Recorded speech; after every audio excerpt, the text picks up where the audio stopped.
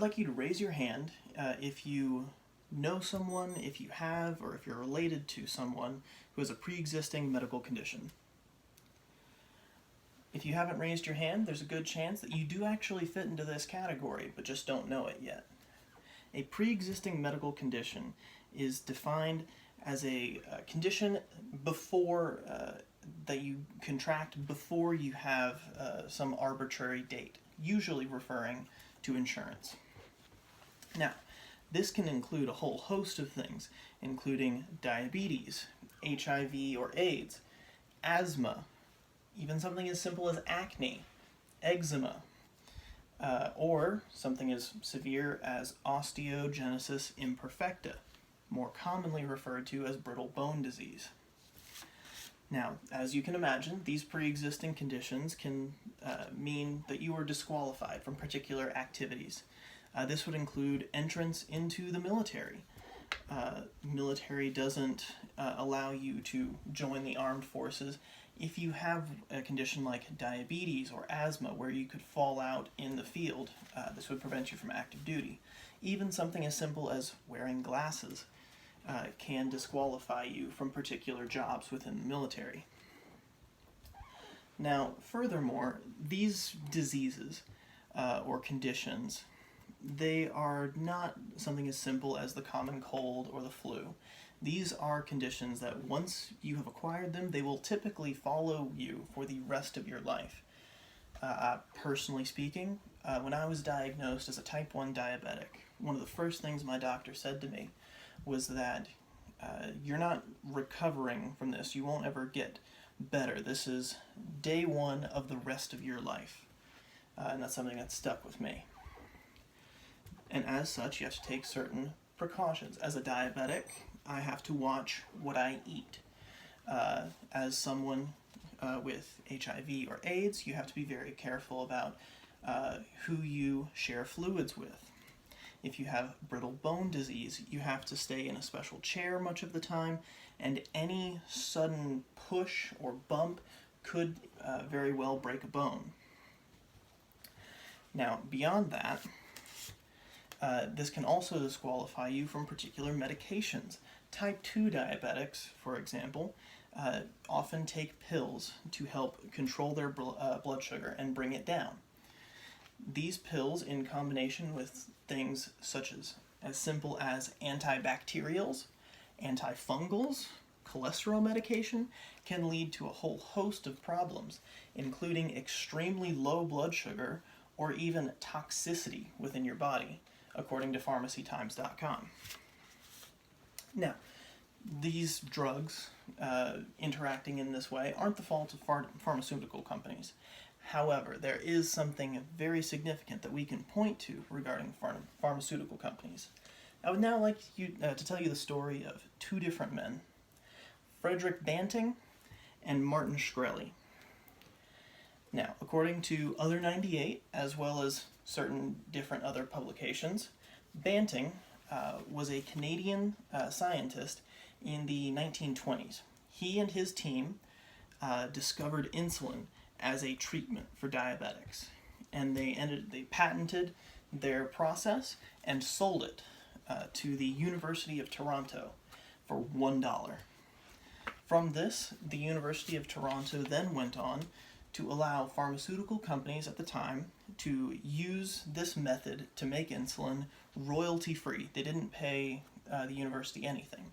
They did this in the hopes that this would keep the pharmaceutical companies, the cost, keeping it down, so that the people who needed the insulin could afford it and could have access to it.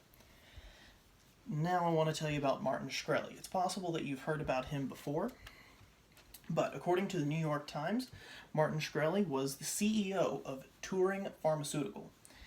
He and his company purchased the right to Daraprim, which is an HIV/AIDS medication, and immediately upon purchasing the rights to this drug, increased its cost from $13.50 per pill, already a hefty price, to $750 per pill.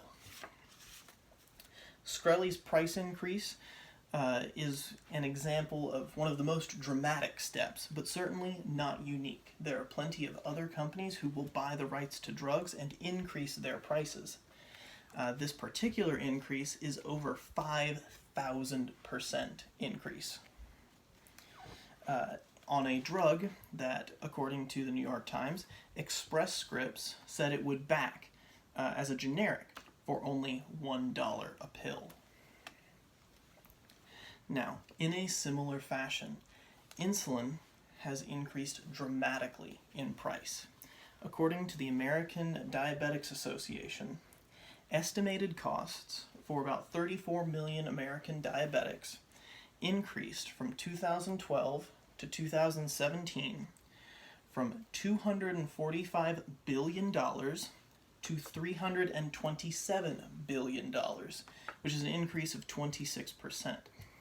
Now that new figure of $327 billion, when spread out across those 34 million American diabetics, equals to about $9,617 per year. This is a quote from the American Diabetics Association. On average, people with diagnosed diabetes have medicine expenditures approximately 2.3 times higher than what expenditures would be in the absence of diabetes.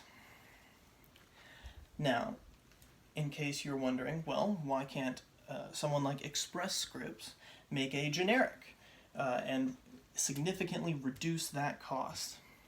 Well, here comes the FDA. The FDA has very strict guidelines on what foods and drugs it approves as safe for the American people. Now, in the case of most genetic brands, they are essentially the same drug, but they do not have the clout that comes along with being a brand name. This is not the case for insulin. Insulin is under a category called biosimilars. And because it is a biosimilar, it is under extremely more stringent processes to be released, such that while there are dozens to hundreds of generics that are approved, there have only been less than 50 biosimilars approved in the same amount of time. Now, finally, patients with pre-existing medical conditions have other problems to deal with. Particularly, they're susceptible to additional disease. According to Dr. Jane Buckner at the Benaroya Research Institute, about 25% of people with autoimmune disease develop another autoimmune disease, or even another one after that. To put that into perspective, type 1 diabetes is an autoimmune disease. AIDS, autoimmune disease, all sorts of different diseases can lead to other types of autoimmune disease.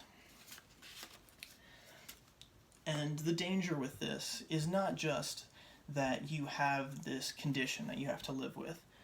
AIDS specifically is notorious for destroying its patients' autoimmune systems, meaning that something as simple as the common cold can be extraordinarily deadly. Now, this is very topical and evident with something like COVID-19. Among the highest group of death in the United States are the elderly and people with diabetes, two groups with compromised immune systems, and this externality is something that absolutely has people on the edge of their seat and concerned about the future. So I always want you to remember that people with pre-existing medical conditions don't necessarily need your sympathy, but certainly don't take the life that you have for granted. Thank you.